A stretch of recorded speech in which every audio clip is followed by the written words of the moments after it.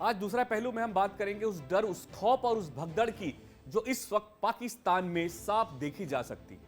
भारत से जंग की आशंका ने पाकिस्तान की सेना की नींव हिला दी है।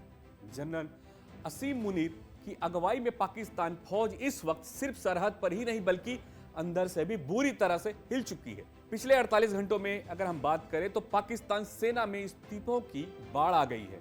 सूत्रों के मुताबिक हजारों जवान और सैकड़ों अफसरों ने एक साथ इस्तीफा दे दिया है। जवानों के चेहरे पर डर और अफसरों के मन में अनिश्चितता और कमान संभाल रहे जनरल की रणनीति पर भी सवाल उठ रहे हैं। आखिर ऐसा क्या हुआ जिस सेना को दुनिया की छठी सबसे बड़ी सेना माना जाता है वहां भगदड़ जैसे हालात बन गए हैं।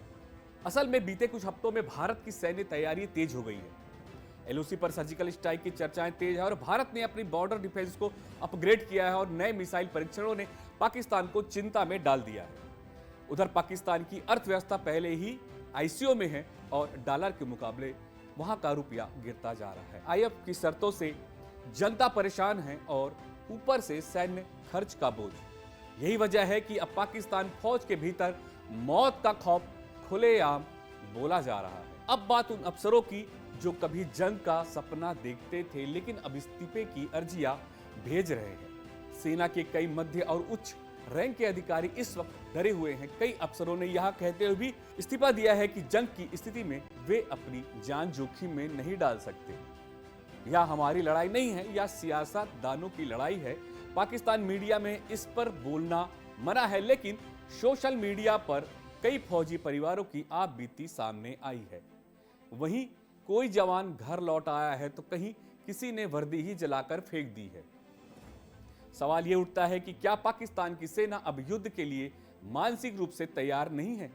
क्या भारत की सख्त नीति से दुश्मन की फौज का हौसला तोड़ दिया है? भारत की तरफ से यह साफ किया गया है कि हम शांति चाहते हैं लेकिन उकसाया गया तो जवाब देंगे।